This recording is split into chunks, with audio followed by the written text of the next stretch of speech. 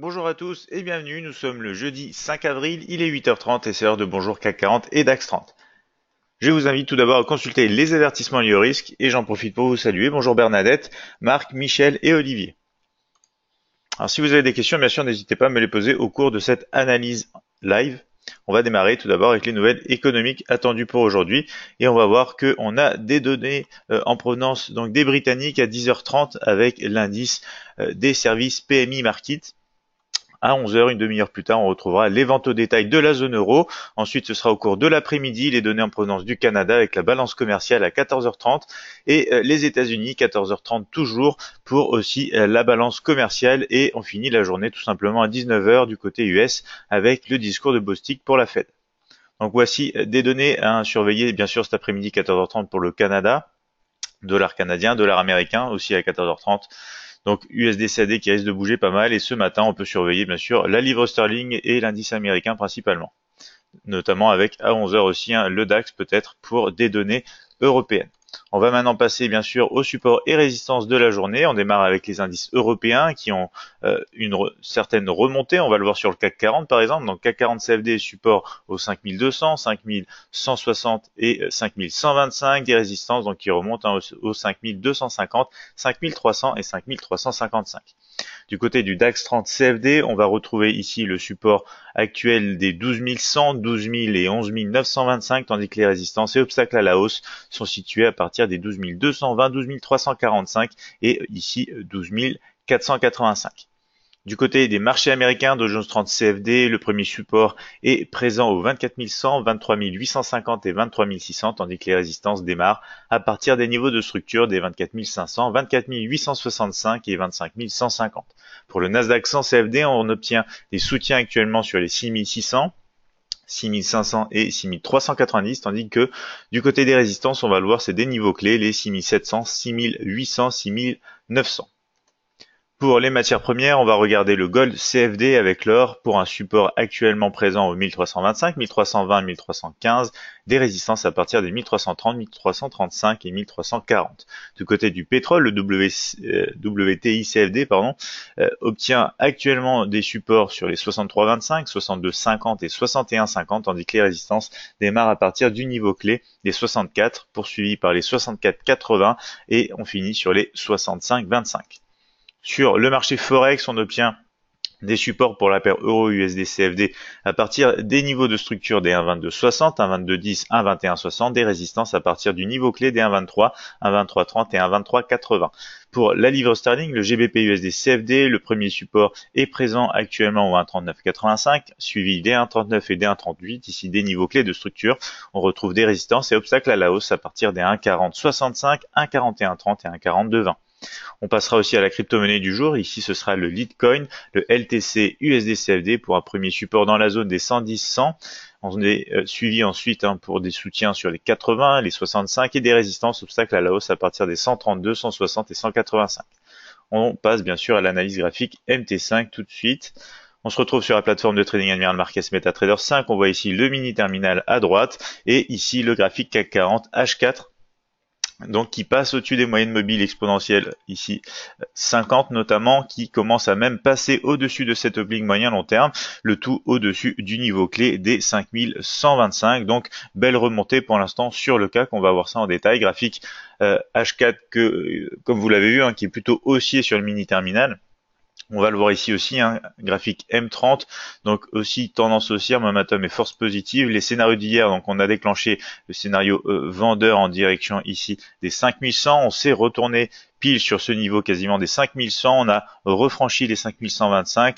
On a testé rapidement, très rapidement avec ici ce petit pic sur les 5160 et ensuite direction les 5200 avec un gap haussier ici et une première clôture ici en bougie de une demi-heure du coup au-dessus des 5200 qui était alors donc bien sûr un niveau de résistance qui devient maintenant support et donc cette clôture correspond aussi avec la cassure ici sur ce graphique M30 de l'oblique baissière. Donc on va actualiser tout simplement nos scénarios, scénario en cours bien sûr à la hausse en direction des 5250 juste ici, scénario baissier uniquement en cas de passation à nouveau sous cette oblique et bien sûr sous les 5200. Donc vous le voyez ici, niveau très important bien sûr les 5200. croisement des moyennes mobiles à la hausse. Pour l'instant, c'est bien sûr le scénario haussier qui est en cours. On va passer en détail sur un graphique M5. Ici, on retrouve la tendance haussière, momentum et force positive. Bien sûr, déjà cassure des derniers points hauts, les moyennes mobiles à la hausse en pente haussière. Donc tout indique une poursuite de la hausse. On peut avoir bien évidemment un retest ici de cette zone des 5200 avant d'avoir réellement le scénario qui se complète en direction des 5250. Et bien sûr, si on passe en dessous, attention, mouvement de retracement, réintégration sous les 5200 et sous l'oblique. Donc voilà, mouvement plutôt haussier sur le marché français. On va passer sur le DAX ici en graphique journalier. On est en train de tester la moyenne mobile exponentielle 20 justement. Le cadre ici en journalier reste à la baisse, momentum négatif, force négative. On est repassé néanmoins au-dessus des 12 000. Et on a une large mèche ici sur cette bougie journalière qui nous démontre un certain rejet quand même de la zone et peut-être volonté justement d'aller plus haut. On va voir un graphique ici horaire qui est déjà haussier, momentum et force positive. Les scénarios d'hier, alors hier on a eu un rebond à la baisse depuis cette oblique, on a déclenché notamment très rapidement comme vous le voyez ici le scénario baissier en direction tout d'abord des 11 925, on a même atteint ici pile poil les 11 800 avant donc le rejet, avant le rejet. Donc ici sur le graphique journalier, ça représente la mèche tout simplement de rejet, c'est ce qu'on voit ici en graphique horaire. On est ensuite repassé au-dessus de cette oblique, on a testé très rapidement mais on est vite passé au-dessus des 12 000, on a testé aussi rapidement et on est passé, correction, rebond pour l'instant justement depuis les 12 100, donc scénario aussi en cours, on va actualiser tout ça. On va avoir un scénario baissier uniquement de retour sous les 12 100, on va enlever cette oblique ici, et on va actualiser le scénario haussier qui est actuellement en cours en direction justement ici donc de l'oblique baissière moyen long terme et de cette résistance ici justement des 12 200 pour l'instant. On se dirige directement sur ce niveau. Bien sûr, si ce niveau casse, un peu comme sur le CAC 40, on aura une poursuite à la hausse attendue en direction des 12 345, sûrement suite à un rebond. J'en profite pour saluer les nouveaux arrivants. Bonjour Ouab.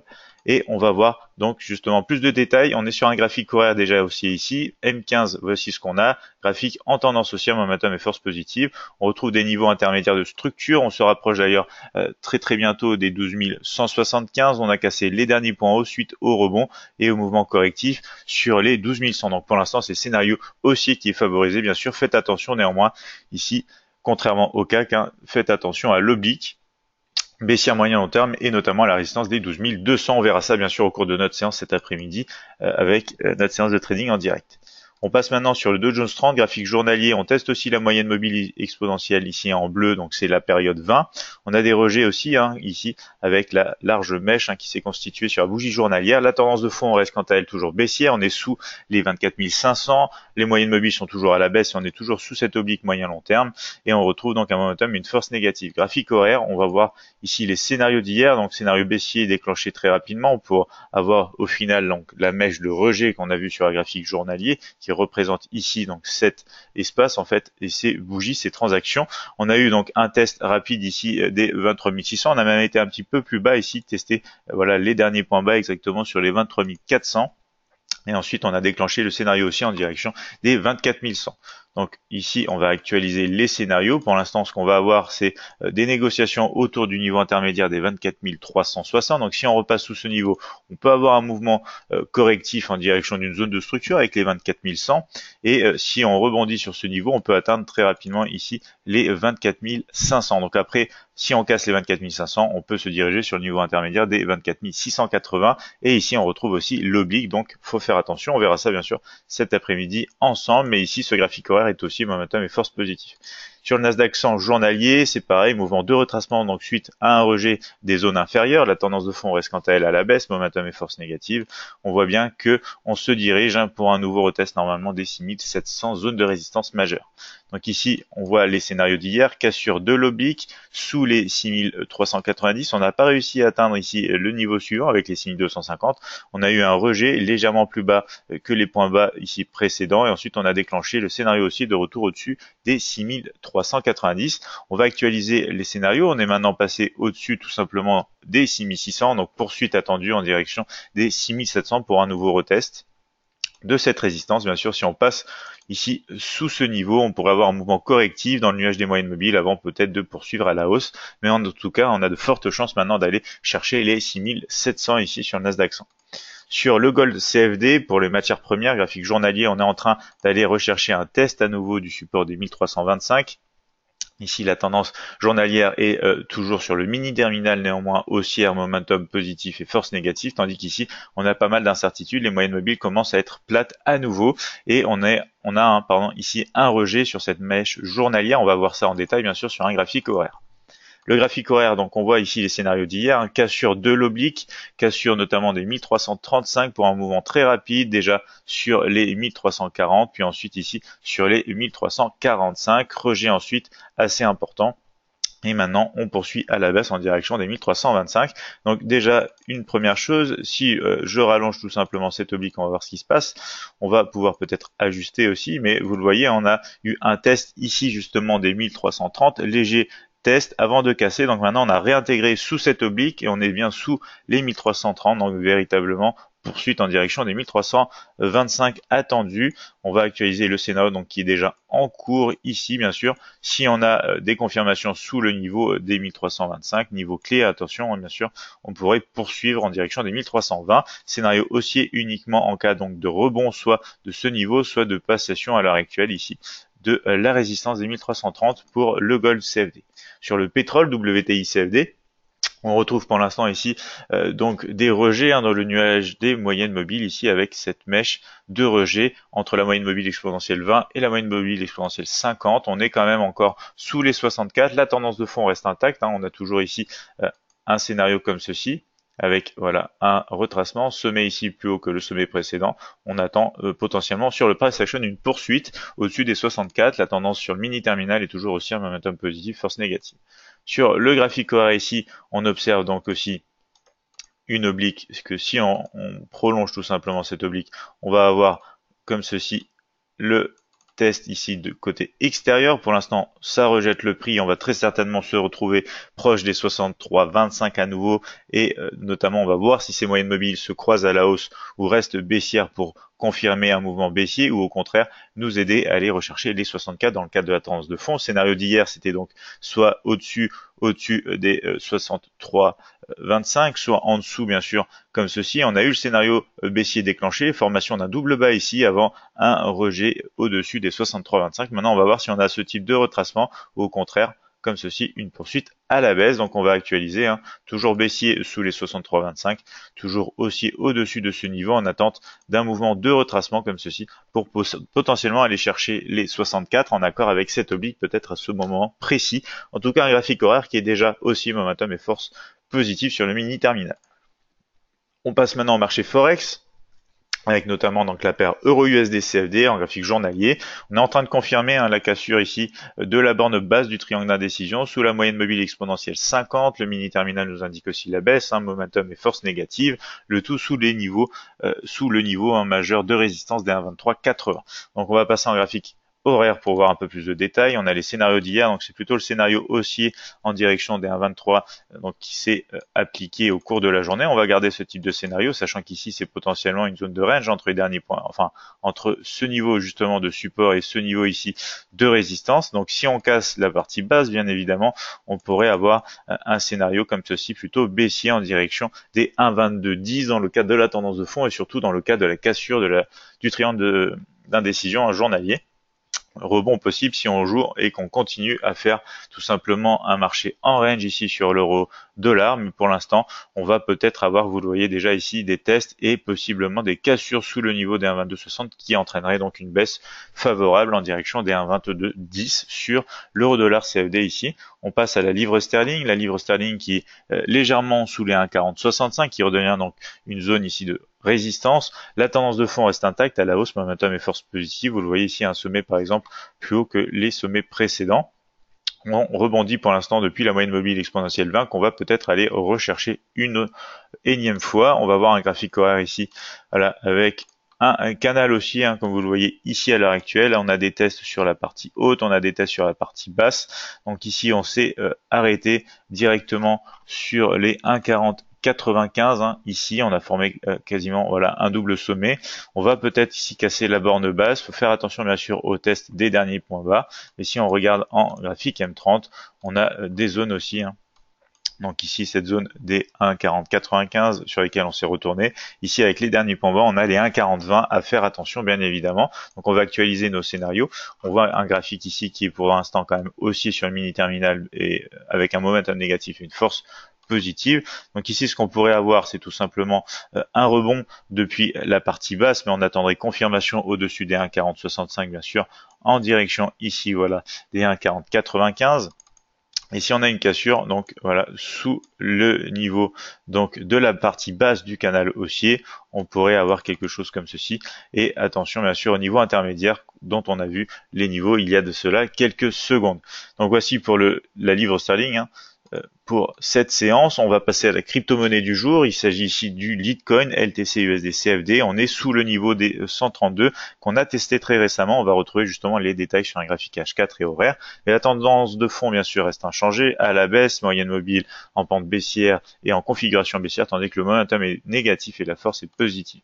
Graphique ici H4, on retrouve le canal baissier.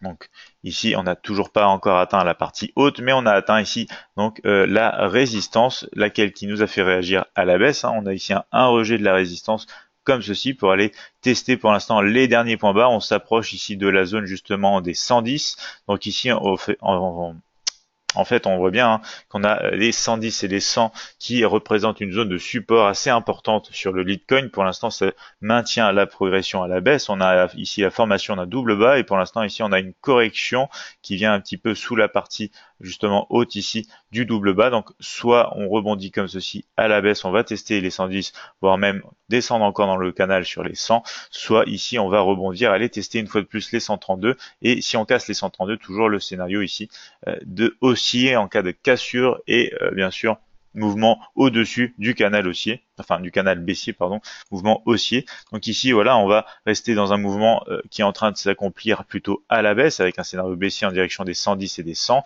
scénario haussier véritablement seulement au-dessus des 132, même si on casse ici, peut-être on pourrait aller rechercher le niveau, mais c'est un mouvement assez petit, donc il faut mieux rester sur les scénarios en cours sur le Litecoin LTC USD CFD. On passe rapidement au graphique horaire, voir ce qu'on a sur les derniers points hauts et bas. Et vous le voyez pour l'instant, on s'arrête sur les moyennes mobiles du côté des points hauts. Les derniers points bas sont ici, non loin donc des tests du 110, avec des derniers points bas ici sur voilà sur les 112, 113 même. Sur le Litecoin, on voit rapidement ce qui se passe pour l'instant sur le XRP USD qu'on a analysé hier. On n'a pas eu le déclenchement d'un scénario aussi puisqu'on s'est arrêté sous les 0,5, voilà les 0,5550 exactement. On est repassé même sous le niveau ici des 0,50 qui redevient donc pour le moment résistance. Donc voilà, pour un scénario vraiment haussier, il faudrait attendre des confirmations du côté de la hausse. Si bien sûr on casse les parties inférieures, poursuite à la baisse en direction des 0,40. Et enfin, donc l'Ethereum qu'on avait vu aussi. On a eu la cassure donc ici, si on zoome un petit peu, du triangle d'indécision, mais pour l'instant on est dans une zone de range, vous le voyez, on n'est pas réintégré complètement puisqu'on n'a pas réussi, enfin on l'a réintégré mais on n'a pas réussi à casser la moyenne mobile exponentielle 50 pour passer à la hausse sur les 470, la partie haute ici avec résistance, et du coup ici on a réintégré cette zone entre les 400 et les 365 qui représente pour le moment une zone de range, vous le voyez ici, on est en train de tester la partie basse avec la dernière formation ici du double bas. Donc possible rebond dans le cas d'un trading de range en direction des 400, mais faut attendre bien sûr une confirmation au-dessus des 400 pour retrouver un billet haussier sur ces crypto-monnaies qui sur une tendance de fond bien sûr reste toujours à la baisse comme l'ensemble des crypto-monnaies pour le moment.